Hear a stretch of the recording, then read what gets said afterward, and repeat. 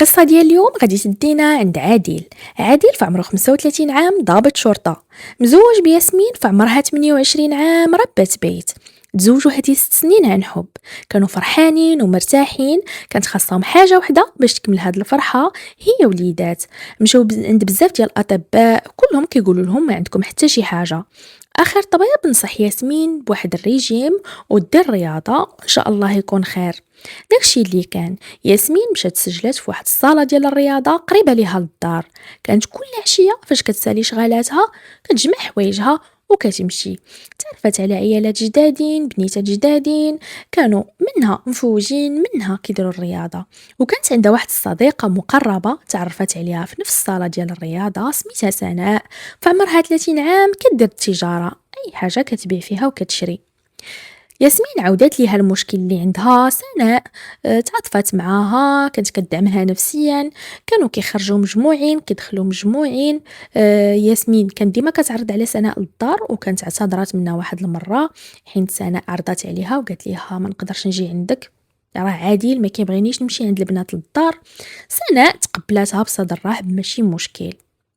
داز تقريبا عام، وهنا غادي يوقع داكشي اللي كانوا كيتسناو هذه السنين. ياسمين واحد الصباح فاقد دارت الاختبار ديال الحمل ولقات راسها حامله. بقات كتسنى راجلها يجي في الصباح بحكم كان عنده البيرمانونس ولا الديمومه. تسناتو، جا في الصباح، فرحاتو بالخبر. الحمد لله على النعمه اللي عندهم. وصلت هذيك ال11 ديال الصباح، صونات ياسمين على سناء كتفرحها، قالت لها راني حامله. سناء جات عندها في البلاصه، باركات ليها. خداو رونديفو ديال الطبيب باش ياسمين وعادل يمشيو ويشوفوا واش كلشي مزيان. فعلا الغد ليه مشاو عند طبيب مختص ديال النساء والتوليد. لقاو كلشي بخير وعلى خير. داز تقريبا شهرين، واحد الصباح عادل فاق مشى لخدمته عادي. وصلت هذيك الوحده كيصوني باش كيطمئن على ياسمين. ياسمين ما كتجاوبوش، صون عليها المره الاولى، الثانيه، الثالثه. ويلي ياسمين موالفه كتجاوبو. في الدقيقه الاولى ما كتخليهش يصوني بزاف، والو ما جاوباتوش. تسنى الساعه الاولى، الثانيه، صافي هنا دخلوا الشك. دمر طوموبيلتو ومشى للدار. غير حل الباب لقى ياسمين طايحه والكشكوشه خارجه ليها من فمها. مشى كيجري، طاح على ركابيه، قلبها، ولكن يلقاها ميته. عيط على الاسعاف، عيط على الشاف ديالو، قالو شنو كاين، والشاف ديالو دار اللازم. جاب الفرقه ديالو والفرقه ديال الشرطه العلميه والتحقوا بالدار. الشرطه العلميه دارت خدمتها، هزات البصمات، اي حاجه مشكوك فيها هزوها. الاسعاف هزات ياسمين، داتها لمستودع الاموات من اجل التشريح. فاش كانوا الشرطه القضائيه كيقلبوا، بانوا ليهم واحد الكاميرات. خداو دوك التسجيلات ديال الكاميرات، صافي ومشاو للكوميساريه باش يكملوا خدمتهم. في داك التسجيل ديال الكاميرات كيبان ليهم واحد السيده دخلات هازه واحد الساشيه وخرجات بلا ساشيه، وخرجات مخلوعه وكتجري. هنا خرج الاختبار ديال البصمات، وعطاهم باللي البصمه اللي غريبه على عادل وياسمين البصمه ديال سناء راه موالفه كتجي عندها. علينا استدعاو سناء، وفاش استدعوها وجات عندهم اكتشفوا باللي راه نفس السيده اللي بانت ليهم في كاميرات المراقبه. هي اصلا كانت مخلوعه، ما عارفاش، ما عارفه ما تقول، يعني باينه فيها دايره شي حاجه. هنا بداو معاها التحقيق. علاش قتلتي ياسمين؟ بقات ساكته. واحد شويه بان ليها عادل واقف حداها. قالت لهم سولو هذاك على عادل علاش. عادل تبدلوا فيه الالوان. الضابط اللي كان مكلف بالتحقيق دار عند عادل، قال له عادل شنو واقع؟ قالت ليه سناء انا غادي نعاود ليك. سناء قالت للضابط باللي هادي عامين تسرق لي التليفون ديالي، ومشيت درت محضر، والمحضر داروا لي عادل. وفاش سالا المحضر طلب مني نمرة باش يصونيو عليا الا كان شي جديد. انا قلت ليه راه ما عنديش دابا التليفون، ما عندي حتى شي نمرة اخرى من غير اللي مشى ليا، واش نقدر ناخد نمرة التليفون ديالك؟ فاش غادي ناخد نمرة جديدة غادي نصوني عليك. خلى ليا عادل النمرة ديالو. فاش خديت تليفون جديد ونمرة جديدة صونيت عليه.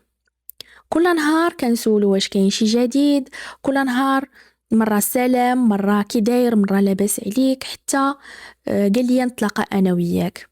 تلاقينا المرة الاولى، الثانية، الثالثة، صافي ارتاحينا لبعضياتنا، وهو يكري لينا واحد الدار ديما كنتلاقاو فيها. ديما كيكذب على مراته كيقول له انا راني خدام وهو راه معايا.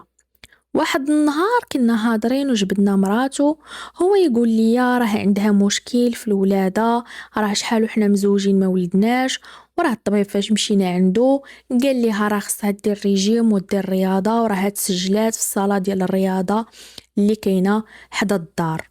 انا هزيت هذيك الهضره وخليتها عندي وبغيت نقرب منها. مشيت تسجلت في نفس الصاله ديال الرياضه وبديت حتى انا كنتريني وكنقرب منها حتى وليت صاحبتها. بغيت نبقى نشوفها ونشوف حياتها كيفاش دايره، نعرف الجديد عليها، وهذا الشيء بلا خبار وما كنتش كنبين ليه، ما عمرني جبتها ليه. وياسمين ديما كانت كتقول لي راه راجلي ما كيشوفش التصاور ديال صحاباتي، ما زعما ما كيدخلش ليها في صحاباتها ولا يقول لها نشوفهم ولا مع من. يعني هذه هي القضيه اللي كانت مزيانه ليه لسناء باش ما يعرفهاش. صافي دازت المده، فاش مراتو حملات قلب عليا، كنصوني عليه ما كيجاوبنيش. نهار اللي تلقيت ليه حدا الخدمه دار فيا قال لي لالا عطيني اتساع، اش بيني وبينك انا مراتي حامله دابا، عطيني اتساع. انا بقى فيا الحال بزاف وبقات كتحرق فيا. قلت اشنو غادي ندير ليه؟ غادي ننتقم منه في داكشي اللي كيبغي من مراتو، وهداكشي باياش حامله. واحد النهار سولت ياسمين شنو تشهيتي؟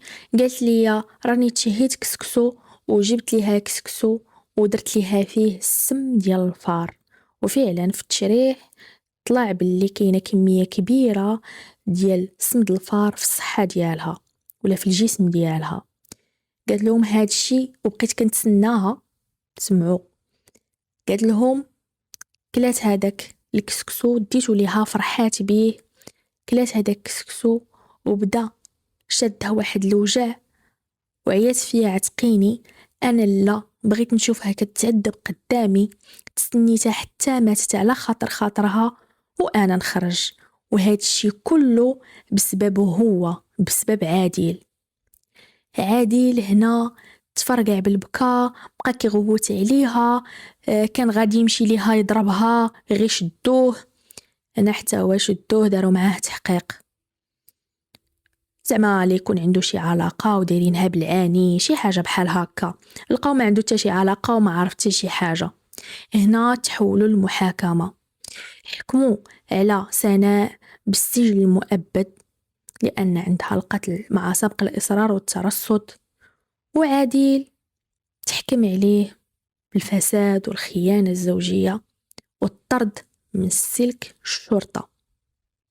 شنو الراي ديالكم في هذه القضيه؟ بغيت نقول للسيده اللي صيفطات لي القضيه ديال اختها شكرا بزاف على الثقه ديالك، الله يرحم اختك والله يجعلها من اهل الجنه ويجعل مأواها الجنه ان شاء الله. ربي كي ياخذ الحق في الدنيا قبل الاخره. الله يرحمها ويوسع عليها. قولوا لي انتم الراي ديالكم. بغيت نعرف شنو هما الاسباب اللي كيخليو الرجال يخونوا، علاش كيخونوا. عطوني الراي ديالكم. واللي عجبتكم هاد القصه ديروا لي ابوني، جيم بارطاج، واللي عنده شي قصه وبغى يعاودها مرحبا والف مرحبا. شكرا لكم بزاف الا كملتوا لا فيديو، حتى ما كملتوش شكرا بزاف. تهلاو في راسكم وبسلامه، في قصه جايه ان شاء الله. بسلامه.